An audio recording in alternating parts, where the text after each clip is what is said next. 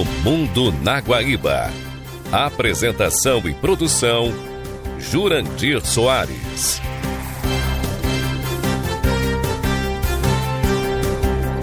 Boa noite! Estamos iniciando a apresentação do programa O Mundo na Guaíba, deste domingo, 5 de julho de 2026. Este programa tem o apoio de Cindy Lojas Porto Alegre, Padaria e Confeitaria Roma e Instituto Unimed RS. Certificado digital com o menor preço do mercado é no Cindy Lojas Porto Alegre. Aproveite vantagens e descontos exclusivos para associados. Cindy Lojas Porto Alegre. Padaria e Confeitaria Roma, Andrada 797. Do café da manhã ao lanche da noite, passando pelo almoço caseiro e uma variedade de doces e salgados. Tudo com melhor sabor, qualidade e esmero no preparo. Reservas e pedidos pelo telefone 51 99391 4421. Padaria e Confeitaria Roma, na Andradas 797. Há 18 anos, o Instituto Unimed RS transforma realidades, promovendo projetos sociais em todo o estado. Saúde, educação, cultura e sustentabilidade são os pilares deste trabalho. E você também pode fazer parte dessa mudança. Destine uma parte do seu imposto de renda e ajude a continuar esta missão. institutounimed.org.br. No programa de hoje, vamos falar sobre o terremoto da Venezuela que pode chegar a 50 mil no número de desaparecidos. Como se deu a desintegração da Iugoslávia? E a construção na Suíça do túnel ferroviário mais extenso e profundo do mundo. Extremistas ameaçam a democracia na Alemanha. A tática de Zelensky para tentar trazer Putin para a mesa de negociações. E os 250 anos da independência dos Estados Unidos.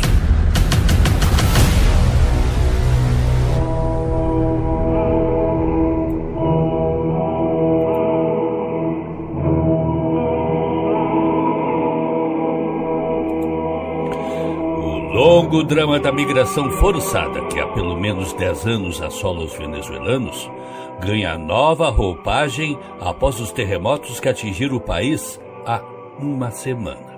Agora, a crise dos deslocamentos internos, e ela cresce a cada momento. No que era um estádio na cidade costeira de La Guaira, vivem atualmente 1.730 pessoas, ou pelo menos 300 famílias, realizando suas atividades e dormindo embaixo de estruturas improvisadas. Muitas perderam suas casas, outras tiveram a estrutura de seus lares comprometida. O calor é intenso e não há remediador, apenas as garrafas de água, muitas delas quentes, distribuídas por agentes policiais que organizam o espaço. Em mesas improvisadas, centenas de remédios doados são organizados para atender, em especial, idosos e pessoas com deficiência, além de crianças.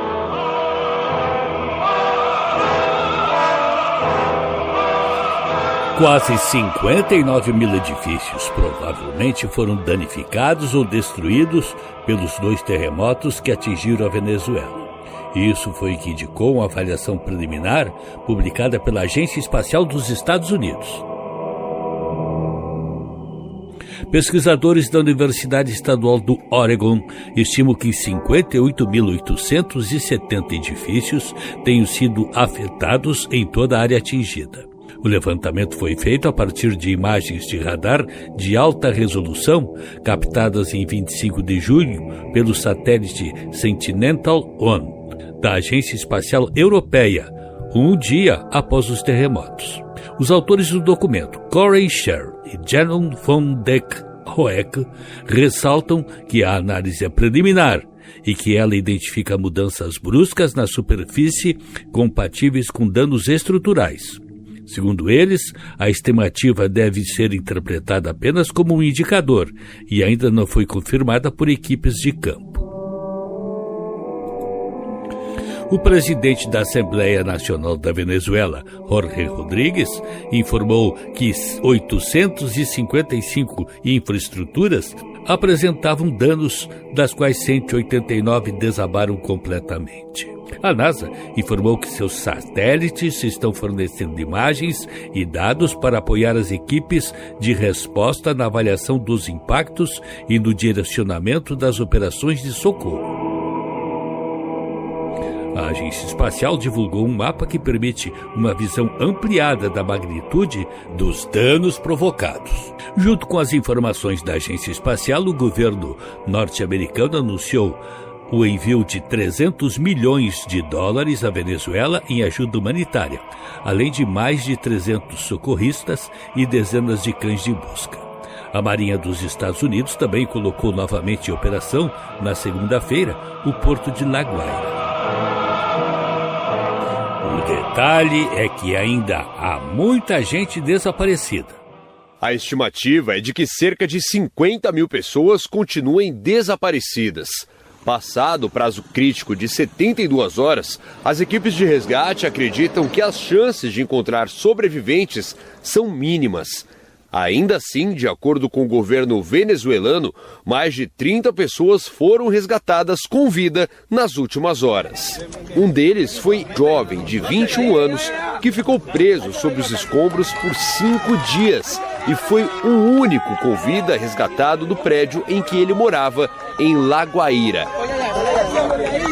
A região, que é uma zona turística, é a mais afetada pelos terremotos. Por lá, o cenário é semelhante ao de uma guerra. Entre os sobreviventes, também há um bebê de 18 dias encontrado com vida na sexta junto à mãe. No domingo, 13 brasileiros que estavam de passagem pelo país e procuraram a embaixada em Caracas foram trazidos de volta. O governo já enviou 4 voos com ajuda e prevê uma missão de cerca de 30 dias na Venezuela. Vários países também contribuíram com insumos, alimentos e equipes de resgate. A ONU prevê um prejuízo na casa dos 6 bilhões de dólares e alerta para uma nova crise humanitária no país vizinho. As equipes brasileiras enviadas à Venezuela resgataram ao menos 2 pessoas com vida em meio aos escombros dos terremotos que atingiram o país vizinho há uma semana, informou Itamaraty em nota divulgada nesta terça-feira. De acordo com o Ministério das Relações Exteriores brasileiro, os profissionais de resgate que estão no território venezuelano atuam principalmente na região costeira de La Guaira, uma das mais atingidas pelos tremores, onde morreu a brasileira Vanessa Zacarias da Silva. O Brasil permanece à disposição das autoridades venezuelanas e organismos internacionais para ampliar o apoio humanitário conforme as capacidades brasileiras e as necessidades identificadas, diz um comunicado do Itamaraty.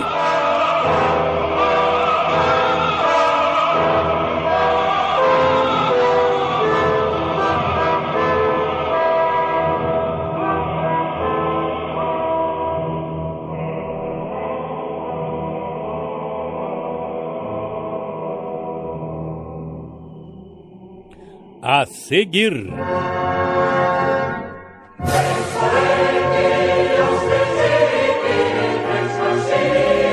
como se deu a desintegração da Iugoslávia?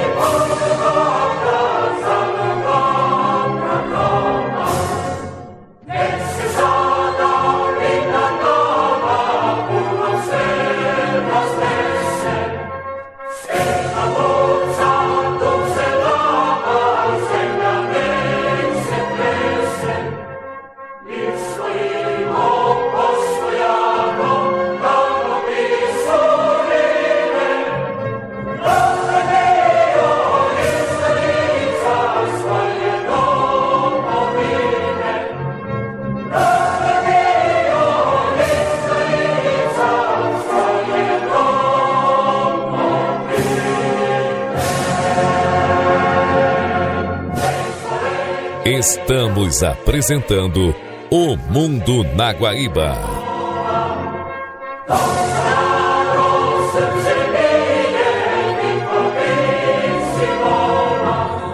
A Copa do Mundo, atualmente em desenvolvimento, assim como outras competições internacionais, tem visto participações de seleções como da Croácia, da Bósnia e Herzegovina, da Eslovênia, da Sérvia, de Montenegro, de Kosovo e Macedônia do Norte.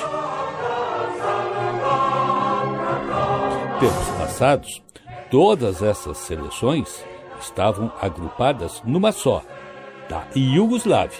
Isto porque todos esses países se originaram da desintegração da Iugoslávia.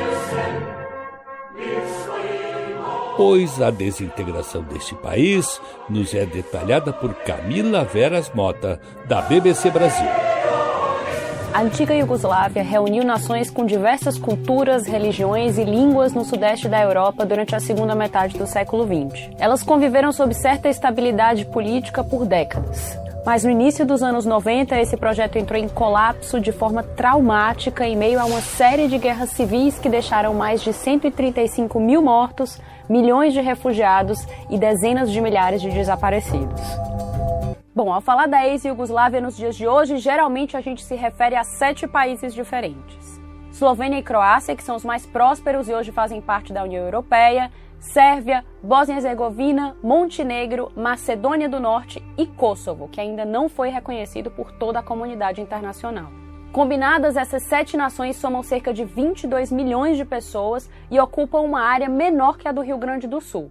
E embora a desintegração da Iugoslávia tenha acontecido 30 anos atrás, os fantasmas do passado ainda seguem muito presentes. Mas primeiro vamos ver como esse país se formou. E para entender isso é preciso voltar à queda do Império Romano. Naquela época, muitos eslavos, que eram o maior grupo linguístico da Europa, se estabeleceram na Península dos Balcãs, chamada assim por causa da cordilheira ao seu norte. Aliás, a palavra Iugoslávia quer dizer terra dos eslavos do sul. Com o passar dos séculos, os eslavos foram se agrupando em diferentes etnias ou identidades nacionais que se dividiam principalmente por causa da religião. Por exemplo, se uma pessoa era cristã ortodoxa, se identificava como sérvia. Os cristãos católicos eram croatas e os bósnios eram muçulmanos, mas falavam o mesmo idioma que os sérvios e os croatas. Todos esses grupos e outras minorias conviveram durante séculos sob a influência de 2 grandes impérios, o otomano e o austro-húngaro. Mas ambos chegaram ao fim ao perderem a Primeira Guerra Mundial. E foi então que as grandes potências da época impuseram a ideia da união dos povos eslavos do Sul. Foi assim que no fim de 1918 foi proclamado o chamado Reino dos Sérvios, Croatas e Eslovênios. O problema é que essa unificação forçou a convivência entre etnias que tinham sido inimigas na guerra. Os croatas tinham lutado ao lado do exército austro-húngaro contra os sérvios, que estavam com os aliados. Em 1929, esse reinado mudou de nome, passando a se chamar Reino da Iugoslávia, também conhecido como Primeira Iugoslávia. Tudo ficou assim até a Segunda Guerra Mundial. Em 1941, o reino foi invadido pelo eixo fascista formado por Alemanha e Itália. E a guerra, de certa forma, reacendeu as divisões internas que já existiam na Primeira Iugoslávia. Os nacionalistas croatas e eslovenos apoiaram os fascistas e enfrentaram uma guerrilha comunista de sindicalistas iugoslavos, conhecidos como partisãs iugoslavos. Eles lutaram sob o comando militar de Josip Broz Tito, que ficaria muito famoso. Quando o fascismo foi derrotado em 1945, os partisãs foram alçados ao poder. E o projeto iugoslavo acabou retomado sob a liderança política do Marechal Tito. Assim surgiu a República Federativa Socialista da Iugoslávia, apelidada como Segunda Iugoslávia e que existiu até a sua dissolução lá em 1992. A nova Federação Iugoslava era formada por 6 repúblicas: Eslovênia, Croácia, Sérvia, Bósnia e Herzegovina, Macedônia e Montenegro. Tito implantou um sistema socialista próprio, que se descolou do comunismo soviético e era mais aberto ao Ocidente. O país chegou inclusive a ser um personagem-chave na política internacional. Em meio à Guerra Fria, em 1961, foi um dos fundadores do Movimento dos Países Não Alinhados, que buscava criar uma aliança neutra entre os polos Estados Unidos e União Soviética. Esse modelo, conhecido como socialismo de autogestão, era mais descentralizado e foi uma forma de lidar com o pluralismo étnico da sociedade iugoslava. e, durante as primeiras décadas, em meio a um apoio massivo a Tito, alcançou a sua era de ouro. O país tinha uma relativa estabilidade política que levou a grandes avanços na saúde e educação. E muitos de seus habitantes, independentemente de suas etnias, se identificavam como iugoslavos. E Tito conseguiu isso com seu lema de irmandade e unidade, mas também com mão de ferro, silenciando as vozes nacionalistas e os opositores. Mas sendo assim, o que levou então o projeto ao fracasso? Para começar, existiam grandes diferenças econômicas entre as repúblicas menos desenvolvidas do Sul e as mais desenvolvidas do Norte, o que gerou desconfiança entre elas. Além disso, a Iugoslávia foi acumulando uma dívida externa cada vez mais difícil de suportar. Isso por causa dos grandes empréstimos que teve de pedir depois da Segunda Guerra Mundial. A morte de Tito em 1980 também não ajudou. Ainda que o governo comunista tenha continuado por quase uma década, a crise econômica fez os discursos nacionalistas ganharem força, o que gerou cada vez mais tensões. A isso se somaram a crise do próprio comunismo soviético e depois a dissolução da União Soviética, que sacudiram com força o leste europeu e os Balcãs. E aí a situação foi se deteriorando até que em 1991, duas das repúblicas mais próximas, Croácia e Eslovênia, declararam independência depois de realizarem referendos. Esse foi o princípio do fim da Iugoslávia, mas não foi um fim pacífico. A declaração de independência da Croácia, que tinha uma grande população de sérvios croatas, gerou uma resposta forte da vizinha Sérvia, liderada pelo nacionalista Slobodan Milošević. Isso provocou uma guerra civil na Croácia. As Nações Unidas acabaram intervindo para separar sérvios e croatas. Mas a região virou um barril de pólvora. A Macedônia também se tornou independente em 1991 e em 1992, outro referendo deu aval à independência da Quarta República, a Bósnia e Herzegovina. E isso desencadeou a guerra na Bósnia, que era uma espécie de microcosmo da Iugoslávia com uma grande mistura étnica. As três principais etnias lutaram entre si, croatas, sérvios e bósnios, cada um defendendo as áreas em que eram maioria e tentando expulsar os outros.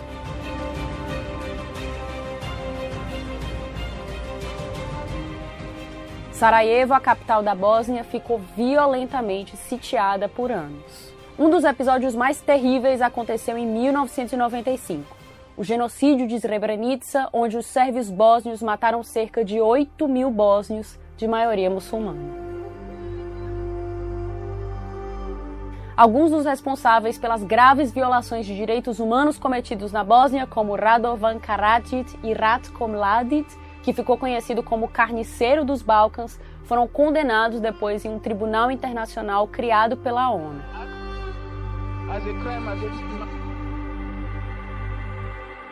A paz na região não chegaria até o fim de 1995, quando sérvios, croatas e bósnios firmaram em Paris os chamados Acordos de Dayton, com a mediação do então presidente dos Estados Unidos, Bill Clinton. Mas esses acordos não acabariam com as tensões.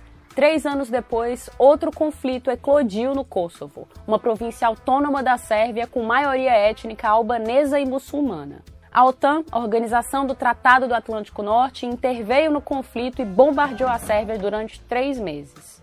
Em 2008, o Kosovo declarou independência unilateralmente, mas a Sérvia e muitos países da comunidade internacional ainda não o reconhecem como país. Mas durante esse tempo, o que aconteceu então com a República Federal Socialista da Iugoslávia? Depois da dissolução em 1992, ela deu lugar à República Federal da Iugoslávia, que só reunia Sérvia e Montenegro, 2 das 6 repúblicas que tinham formado décadas antes a Iugoslávia de Tito. Em 2003, essas 2 repúblicas abandonaram o nome de Iugoslávia e passaram a se chamar apenas Sérvia e Montenegro. E assim ficaram até meados de 2006, quando um referendo de independência em Montenegro sacramentou a separação. Hoje em dia, a convivência entre as ex-repúblicas iugoslavas é, em geral, pacífica, mas o fardo econômico continua pesado, especialmente na Bósnia, e vários problemas políticos ainda estão por resolver, como o reconhecimento da independência de Kosovo. Pois hoje, esta região, que foi palco de uma terrível guerra, com até campos de concentração, em plena Europa, em fins do século XX, hoje está totalmente pacificada e é um grande centro de atração turística. Cidades lindas. A Croácia, por exemplo, tem cerca de 1.200 ilhas ao longo de sua costa. e vale a pena uma visita alugando um carro em Zagreb e viajando até Dubrovnik, no sul do país. Uma cidade medieval toda murada que se estende de dentro do mar até a montanha. Ao longo do percurso é possível ir também a Sarajevo, a capital da Bósnia-Herzegovina. Enfim, são múltiplas atrações por ali. E para finalizar, quero ressaltar que escrevi um livro sobre a desintegração da Iugoslávia, editado pela editora Século XXI, mas que está com a edição esgotada.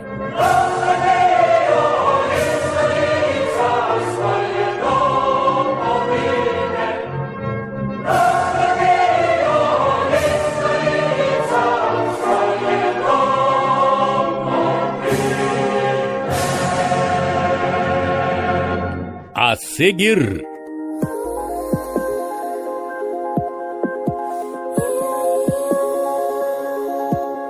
em construção na Suíça, o túnel ferroviário mais extenso e profundo do mundo.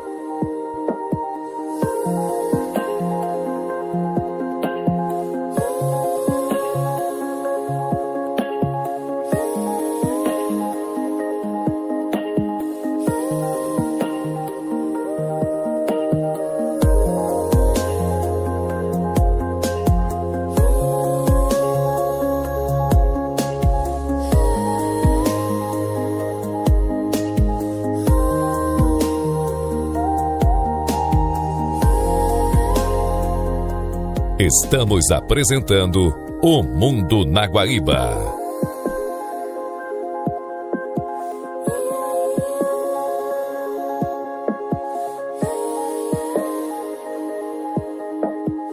O avanço e a preservação estão mais uma vez em choque na Europa. O túnel de base de São Gotardo, localizado na Suíça, é o grande desafio.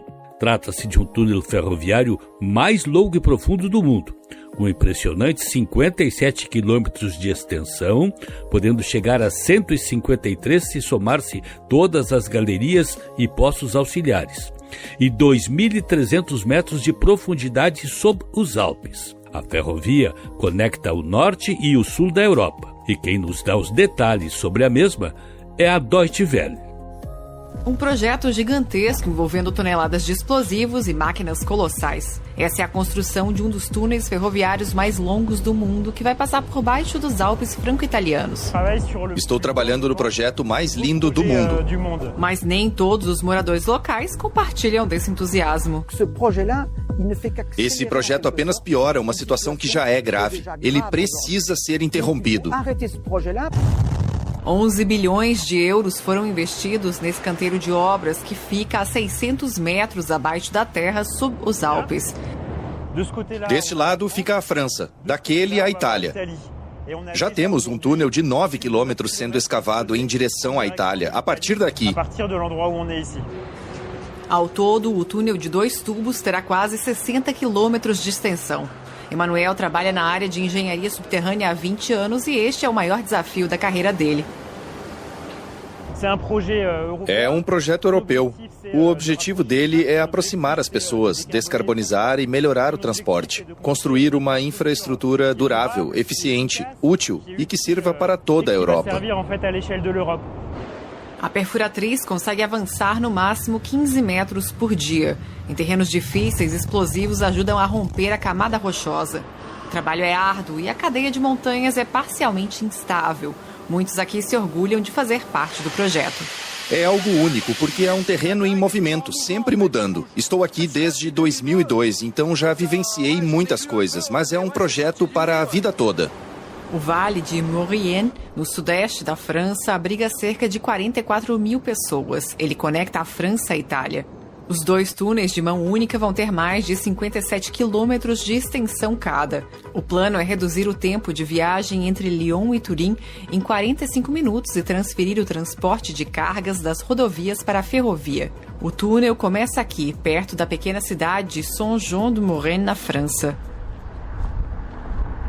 Philippe vive aqui há 20 anos. Para ele, o túnel é um desastre econômico e ecológico. Ele luta contra o projeto. As construtoras é que estão enriquecendo. E somos nós, os contribuintes, que acabamos pagando a conta. A União Europeia, a França e a Itália cofinanciam esse projeto de 11 bilhões de euros. Max Millier, do programa Iniciativa Viver e Agir em Maurienne. As estradas na montanha estão cheias de buracos por causa do inverno, da geada e de tudo isso. E elas estão sem manutenção. O entulho é transportado por caminhões e esteiras. Parte dele é reciclado, o restante é descartado no vale. Antes idílico, agora este lugar está repleto de poeira e máquinas barulhentas. Patrick mora ao lado de uma pilha de entulho. Tenho 70 anos e isso ainda vai durar mais 10 anos. Aos 80, a vida acaba. Vou passar minha aposentadoria nessa obra, sem receber nada. Eu tenho que dizer amém para tudo, sem reclamar muito. Comércios fechados, população em declínio. Assim como outras regiões rurais da França, o Vale de Maurienne foi vítima da desindustrialização. O prefeito da cidade destaca os efeitos positivos da construção do túnel para a comunidade local. Projetos para a comunidade, como a Praça da Catedral, são cofinanciados pela operadora, que paga de 10% a 40% dos custos do projeto. Também reformamos uma escola com um investimento de pouco mais de 2 milhões de euros. Gastar bilhões dessa forma cria empregos, mas são empregos temporários que beneficiam apenas uma pequena parcela dos habitantes do vale. Isso só acelera um fenômeno de declínio demográfico, pois é como uma rodovia, conecta grandes centros ou cidades, mas não ajuda as áreas por onde passa. É inimaginável, é horrível. Demoliram tudo. Eu sou contra. Acho que isso pode nos dar um impulso muito necessário, mas durante a construção precisamos ter um pouco de paciência. A escavação de túneis pode provocar a queda do nível do lençol freático local. Autoridades já observaram esse efeito colateral em várias nascentes do vale. Essa hidrogeóloga está preocupada com a possibilidade de o abastecimento de água da região secar em breve. Escavar uma montanha é fazer algo parecido com retirar a tampa do ralo da banheira. De certa forma, estamos drenando a montanha. Enquanto isso, o trabalho no subsolo avança. Os seres humanos são muito pequenos aqui neste ambiente, nesta montanha. Obviamente, não é possível lutar contra o poder da natureza. Mas, de certa forma, quando nos envolvemos, quando inovamos, quando construímos essas máquinas, somos capazes de mover montanhas. A previsão é que o túnel seja concluído em 2033. Então, trens vão cruzar as profundezas dos majestosos Alpes. O fato é que os trens de passageiros viajarão a 250 km horários, cruzando o maciço alpino em apenas 20 minutos. A redução da viagem entre Zurique, na Suíça, e Milão, na Itália, é de 45 minutos, mas o mais importante é retirar 1 milhão de caminhões das estradas anualmente.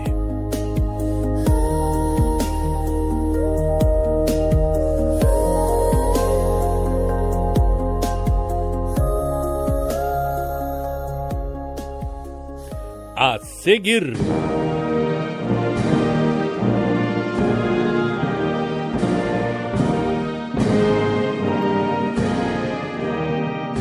extremistas ameaçam a democracia da Alemanha.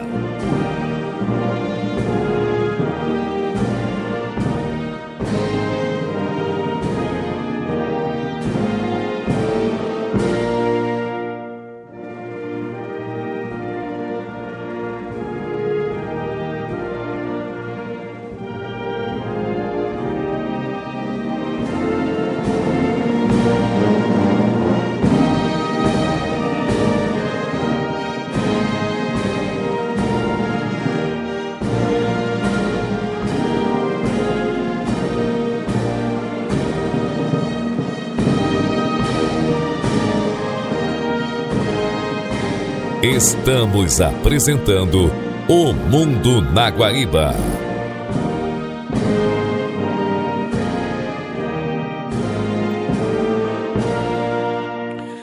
Não é novidade que a entrada desenfreada de imigrantes na Alemanha ao longo dos últimos 15 anos causou uma certa desestabilizada na economia do país, gerando crescentes protestos.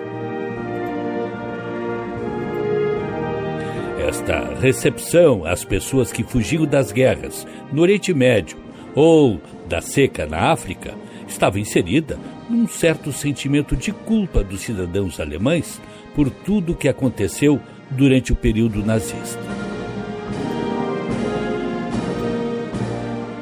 O problema é que essa chegada de imigrantes assumiu proporções tão grandes. Só no ano de 2015, 1 milhão entrou no país, que fez crescer os movimentos de repulsa aos recém-chegados, especialmente pelos movimentos de extrema-direita que passaram a ser uma ameaça para o regime democrático da Alemanha. Para o Escritório Federal para a Proteção da Constituição, BIV, o extremismo de direita passou a ser a maior ameaça para a democracia alemã. E esta ameaça se dá tanto de forma analógica quanto digital, segundo o ministro do Interior Alexander Dobrindt, e fundamentalmente pelo recrutamento. O presidente do BIV, Sinan Selen, em entrevista ao Der Spiegel, destacou tendências que considera muito claras. Se recruta e radicaliza de forma seletiva os jovens do país. O recrutamento se dá principalmente no âmbito digital. E se usa cada vez mais a inteligência artificial para difundir ideologias extremistas. E destacou como o Estado Islâmico, outro fator de violência, insta os seus seguidores a familiarizar-se com a IA. Mas o perigo maior estaria no interior, na própria população. Segundo a organização, o potencial extremista de direita aumentou no último ano em mais de 8 mil pessoas, passando esse universo para 60 mil pessoas. Neste somatório está a maior parte dos integrantes da AfD, a Alternativa para a Alemanha, partido de extrema-direita que vem num crescendo extraordinário. Na avaliação do BIV, o partido tem um total de 70 mil filiados, sendo que 28 mil são considerados extremistas de direita. O discurso anti-imigração e a insatisfação com a economia são os motores centrais do crescimento da AfD, que tem atraído fortemente o voto de jovens e de olhos. O crescimento da AfD é tão acentuado que pesquisas apontam a sua vitória para o governo regional da Saxônia-Anhalt. A ascensão de um governo de extrema-direita é vista como um risco para a segurança, conforme assinalou o ministro do Interior da Turíngia, George Meyer. O temor é que, ao ter acesso aos serviços de inteligência, poderiam filtrar algumas informações. O curioso da Alemanha é que não é somente a extrema-direita que é considerada uma ameaça. A esquerda também. Seu número, de acordo com o BIV, chega a 42 mil. Porém, os integrantes do movimento dispostos a atos de violência chega a 11.600, o que faz a Alemanha temer o radicalismo e o crescimento da violência por parte dos dois extremos. Porém, as ameaças de terror não param nesses dois extremos. Há o agente responsável por tudo isso, o imigrante radical. Estima-se que 28.600 pessoas estejam vinculadas a grupos classificados como de terrorismo islâmico. Como se observou pela sua origem, a grande maioria dos imigrantes tem no islamismo a sua religião. Assim é que, pelo número de islâmicos que chegaram ao país, número esse que passa do 1 milhão, não surpreende o contingente daqueles que são adeptos do terror. Com este pano de fundo, têm crescido os crimes de ordem política. O Departamento Federal de Investigações contabilizou em todo o país 85.837 casos desse tipo em 2025, um aumento de cerca de 2% em relação a 2024. Este foi o maior número registrado desde o início da série histórica em 2001. Em média, são cometidos cerca de 235 crimes políticos por dia, ou 10 por hora. Em metade dos casos, os suspeitos são extremistas de direita. Uma grande parcela destes delitos esteve relacionada a crimes de ódio, entre eles agressões antissemitas, islamofóbicas e anti-ciganas. Há também ocorrências de dano ao patrimônio, propaganda proibida, insulto e incitação ao ódio. O aumento da retórica extremista e o aumento dos crimes de ódio levaram a uma onda histórica de manifestações populares em defesa da democracia, tão arduamente reconquistada na Alemanha.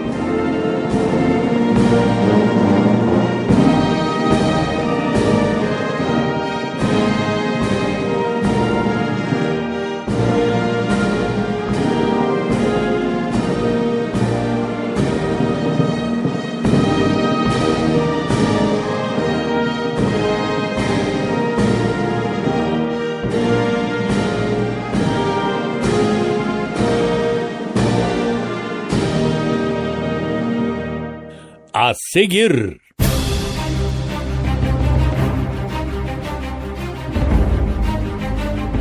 a tática de Zelensky para trazer Putin para a mesa de negociação.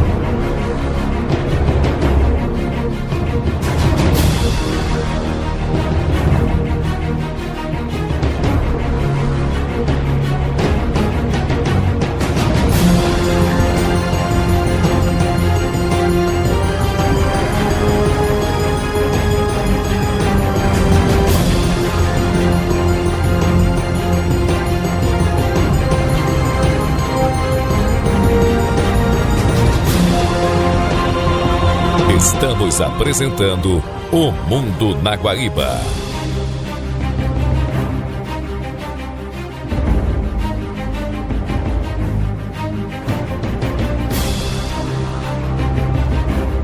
Com o uso de drones e mísseis, em sua maioria de fabricação própria, a Ucrânia vem atacando fortemente a Rússia nos últimos tempos.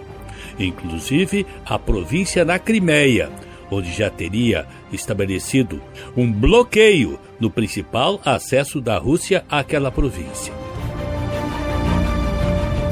As ações da Ucrânia visam principalmente as refinarias, os pontos de geração de energia para a Rússia. Tudo com o objetivo básico de fazer com que Vladimir Putin venha finalmente para uma mesa de negociações. E quem nos dá mais detalhes a respeito disso é Hoje no Mundo Militar. Nas guerras modernas, com as sociedades e os exércitos tão dependentes do combustível, muitos conflitos não são decididos apenas na trincheira, mas também nos trilhos, oleodutos, refinarias, pontes e nos depósitos de combustível. E parece ser exatamente esse o caso da invasão russa da Ucrânia. Nesta quinta, 25 de junho, Volodymyr Zelensky anunciou a aprovação de uma campanha especial de 40 dias, com o objetivo declarado de pressionar a Rússia a encerrar a guerra. Na prática, isso significa intensificar aquilo que Kiev vem chamando de sanções de longo alcance e sanções de médio alcance. Mas não são sanções diplomáticas, bloqueio bancário ou medidas econômicas tradicionais. São drones, mísseis, sabotagens, operações especiais e ataques coordenados contra a máquina que permite à Rússia continuar combatendo. A lógica por trás dessa campanha é simples, mas extremamente ambiciosa. Se Putin não aceita negociar porque acredita que ainda pode vencer pelo desgaste, então a Ucrânia quer aumentar o custo desse desgaste. Quer mostrar ao Kremlin que cada semana adicional de guerra significará mais perdas econômicas, mais pressão logística, mais problemas de abastecimento e mais instabilidade nas regiões ocupadas. Em outras palavras, Kiev está tentando transformar a retaguarda russa em parte ativa da frente e do campo de batalha. E isso acontece em um momento politicamente muito importante. Nos últimos meses, a Ucrânia vinha tentando abrir espaço para uma negociação direta com a Rússia, inclusive com propostas de cessar-fogo e de encontro com Zelensky e Putin. Mas Moscou continuou usando a diplomacia como instrumento de postergação.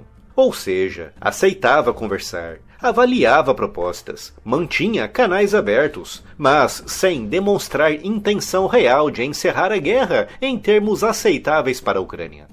Durante o período em que Donald Trump tentou intermediar conversas, essa percepção se tornou ainda mais forte entre os ucranianos. A Rússia ganhava tempo, preservava a sua ofensiva e apostava que a pressão internacional acabaria recaindo mais sobre Kiev do que sobre Moscou. É nesse contexto que nasce a campanha de 40 dias, e ela não é apenas uma operação militar, é uma mensagem estratégica. Zelensky está dizendo que a Ucrânia não vai esperar passivamente por uma mesa de negociações. Vai tentar criar, pela força, as condições para que essa mesa se torne inevitável para a Rússia. O alvo principal dessa pressão tem sido a infraestrutura energética e a logística da Rússia, o que inclui refinarias, depósitos de petróleo, gasodutos, subestações elétricas, pontes, ferrovias e pontos de passagem usados para abastecer as tropas russas na Ucrânia ocupada. A Ucrânia entendeu que não precisa destruir todos os tanques russos na linha de frente, se conseguir dificultar a chegada do combustível que move esses tanques. Não precisa atingir cada peça de artilharia, se conseguir atrasar os trens que levam munição. Não precisa vencer todos os combates locais, se conseguir obrigar o comando russo a gastar cada vez mais recursos apenas para manter a sua retaguarda funcionando. E a Crimeia se tornou o grande laboratório dessa estratégia. Nos últimos dias, a Ucrânia atingiu uma série de pontos sensíveis na península e no seu entorno. Entre os alvos estão subestações elétricas em Sebastopol e Simferopol, depósitos de combustível em Dzhankoi, estações de compressão de gás, radares costeiros, sistemas de vigilância e instalações ligadas ao abastecimento militar.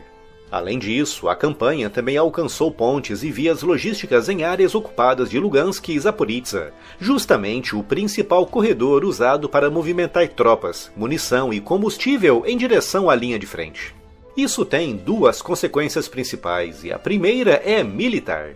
Uma força de ocupação precisa de combustível para tudo: blindados, caminhões, geradores, sistemas de defesa aérea, ambulâncias, radares móveis, artilharia autopropulsada e logística de munição. Por isso, quando o combustível fica escasso, o comando precisa escolher prioridades, e em guerra, a prioridade será sempre a tropa. Isso significa que a população civil da Crimeia ocupada passa a sentir mais diretamente o peso da guerra, enquanto os militares tentam preservar os seus estoques para operações críticas. A segunda consequência é política, pois durante anos, Putin vendeu a ideia de que a Crimeia estava totalmente integrada à Rússia e protegida pelo poder militar russo. Mas quando há proibição para a venda de combustível para civis, apagões, trens reduzidos, turismo suspenso e autoridades locais anunciando medidas emergenciais, a mensagem que é transmitida à população é de que a guerra finalmente chegou até eles. Esse é um ponto central da estratégia ucraniana. Kiev não possui a mesma massa de tropas da Rússia, nem o mesmo volume de munição tradicional, nem a mesma profundidade territorial. Por isso, a Ucrânia tenta compensar essa desvantagem com tecnologia, inteligência, drones de longo alcance, operações especiais e uma seleção criteriosa de alvos. Então, em vez de tentar responder simetricamente à Rússia, a Ucrânia procura atingir os sistemas que sustentam a guerra russa. E isso pode ter reflexos diretos na linha de frente. No sul da Ucrânia, especialmente em Zaporizhzhia e Kherson, a logística russa depende de corredores previsíveis e muito bem conhecidos. Quanto mais esses corredores são pressionados, mais difícil fica para a Rússia manter operações ofensivas contínuas. O impacto pode aparecer sob a forma de menos ataques mecanizados, menor intensidade de artilharia, atrasos na rotação de tropas, dificuldade para evacuar feridos, menor capacidade de reforçar setores ameaçados e maior vulnerabilidade a contra-ataques locais ucranianos. Isso não significa que a Ucrânia esteja prestes a romper a frente russa. A guerra continua extremamente dura e a Rússia ainda mantém forte pressão em vários setores do leste e do sul. Mas significa que Kiev está tentando alterar a equação e, em vez de apenas segurar posições e reagir, a Ucrânia agora quer impor dilemas ao comando russo.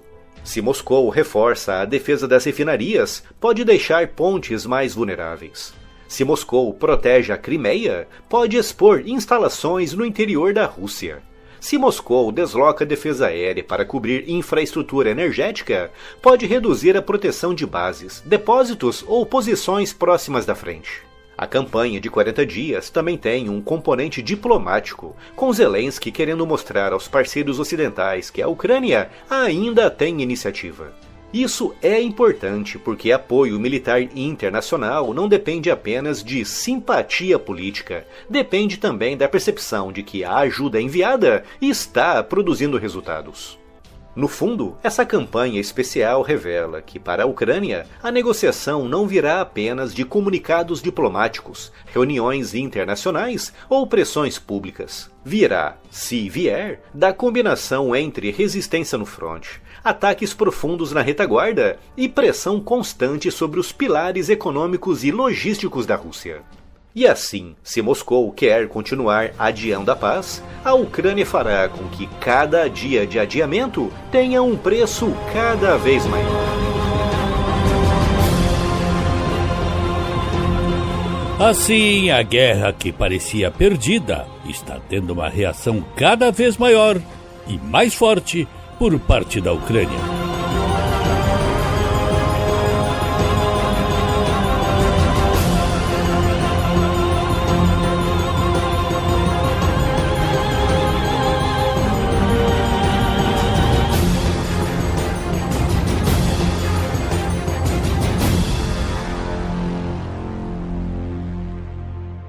A seguir,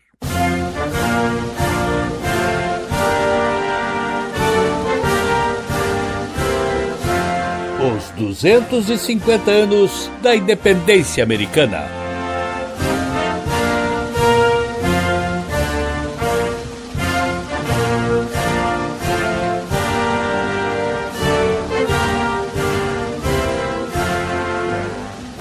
Estamos apresentando O Mundo na Guaíba. Há exatos 250 anos, as antigas 13 colônias britânicas da América do Norte deram início a uma das mais profundas transformações políticas da história contemporânea. Em 4 de julho de 1776, reunidos no 2º Congresso Continental na Filadélfia, seus representantes aprovaram a Declaração de Independência, rompendo oficialmente os laços com a coroa britânica e lançando as bases de uma nova nação, fundada sobre princípios de liberdade, representação política e direitos individuais. O gesto ultrapassou as fronteiras do continente americano. A independência dos Estados Unidos tornou-se referência para diversos movimentos emancipatórios e influenciou revoluções e processos de independência em várias partes do mundo. 2 séculos e meio depois, o país continua sendo uma das principais potências globais, embora enfrente desafios internos e externos que colocam à prova os ideais proclamados em sua fundação. A ruptura foi consequência de um longo período de atritos entre as colônias e o governo britânico. Após a Guerra dos 7 Anos, Londres aumentou impostos e endureceu o controle sobre os colonos, que reagiram sob o lema "Não há tributação sem representação". Episódios como a Festa do Chá de Boston ampliaram o clima de confronto e aceleraram o caminho para a independência. No segundo Congresso Continental, realizado na Filadélfia, foi criada uma comissão encarregada de elaborar a Declaração de Independência. Texto redigido principalmente por Thomas Jefferson, contou com contribuições de John Adams, Benjamin Franklin e outros delegados. O documento afirmava que todos os homens nascem iguais em direitos e que os governos existem para servir ao povo, podendo ser substituídos quando deixam de cumprir essa função. A vitória militar sobre a Grã-Bretanha abriu caminho para a organização do novo Estado. Em 1787 foi elaborada a Constituição dos Estados Unidos, considerada a mais antiga Constituição escrita ainda em vigor. Ratificada pelos Estados, estabeleceu a divisão entre os poderes executivo, legislativo e judiciário, criando um sistema de freios e contrapesos destinado a evitar a concentração de poder. A estrutura institucional recebeu forte influência do pensamento do filósofo francês Montesquieu, defensor da separação dos poderes. As 10 primeiras emendas, conhecidas como Carta de Direitos, garantiram liberdades fundamentais, como expressão, religião, imprensa e devido processo legal, tornando-se referência para diversas constituições posteriores. Embora proclamasse princípios universais, a jovem república conviveu durante anos com profundas contradições. A escravidão permaneceu legal até a Guerra Civil. Povos indígenas perderam territórios e mulheres permaneceram excluídas da participação política por longo período. A ampliação dos direitos ocorreu de forma gradual e frequentemente marcada por conflitos sociais. Ao longo dos séculos XIX e XX, reformas constitucionais e decisões judiciais ampliaram a proteção às liberdades civis. O movimento pelos direitos civis, liderado por figuras como Martin Luther King, combateu a segregação racial e fortaleceu o compromisso institucional com igualdade perante a lei. Ainda assim, temas como discriminação, imigração, violência e desigualdade permanecem presentes no debate nacional.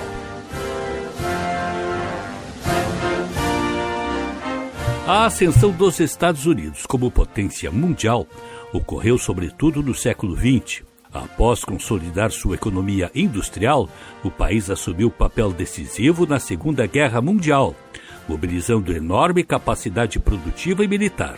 A vitória dos aliados consolidou sua liderança econômica, tecnológica e política, inaugurando uma fase de protagonismo internacional. Nas décadas seguintes, os Estados Unidos lideraram a reconstrução da Europa, impulsionaram a inovação científica, dominaram setores estratégicos da economia e exerceram influência global durante a Guerra Fria. Sua moeda tornou-se referência internacional. Suas universidades passaram a atrair talentos de todo o mundo e empresas norte-americanas ocuparam posição central na economia global. Ao completar 250 anos de independência, os Estados Unidos preservam instituições democráticas que atravessaram guerras, crises econômicas e disputas políticas. Permanecem como uma das maiores economias do planeta e líder em inovação tecnológica, defesa, pesquisa científica e produção cultural. Ao mesmo tempo, enfrentam crescente polarização política, disputas eleitorais acirradas, aumento da dívida pública, desafios migratórios e a concorrência de novas potências econômicas. O país que inaugurou a primeira experiência republicana bem-sucedida das Américas continua exercendo enorme influência internacional, mas precisa demonstrar que os princípios de liberdade, igualdade e governo representativo, proclamados em 1776, permanecem capazes de responder às exigências de uma sociedade cada vez mais diversa e de um cenário geopolítico em constante transformação.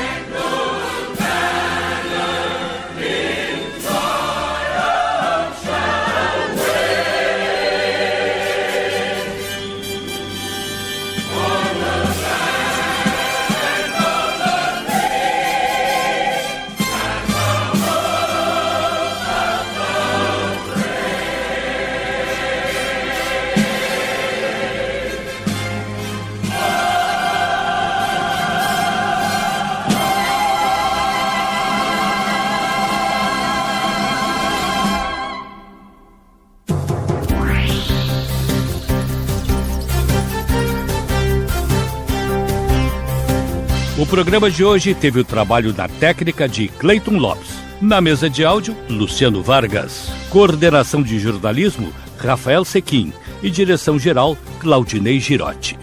E o programa também teve as seguintes participações. Da ONU News em Nova York, Mônica Grady para a Rádio Guaíba. Silvano Mendes da Rádio França Internacional, especial para a Rádio Guaíba. Hoje no mundo militar. Adriana Moisés, da Rádio França Internacional, em especial para a Rádio Guaíba. O Mundo na Guaíba fica disponível no blog jurandirsoares.com.br e no Spotify. Este programa tem o apoio de Cindy Lojas Porto Alegre, Padaria e Confeitaria Roma e Instituto Unimed RS. Certificado digital com o menor preço do mercado é no Cindy Lojas Porto Alegre. Aproveite vantagens e descontos exclusivos para associados. Cindy Lojas Porto Alegre. Padaria e Confeitaria Roma, Andrada 797. Do café da manhã ao lanche da noite, passando pelo almoço caseiro e uma variedade de doces e salgados. Tudo com melhor sabor, qualidade e esmero no preparo.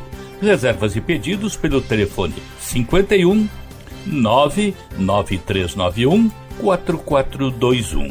Padaria e Confeitaria Roma, na Andradas 797. Há 18 anos, o Instituto Unimed RS transforma realidades, promovendo projetos sociais em todo o estado. Saúde, educação, cultura e sustentabilidade são os pilares deste trabalho. E você também pode fazer parte dessa mudança. Destine uma parte do seu imposto de renda e ajude a continuar esta missão. institutounimed.org.br. Mundo na Guaíba volta no próximo sábado. Um bom fim de semana para todos. Você ouviu O Mundo na Guaíba. Apresentação e produção, Jurandir Soares.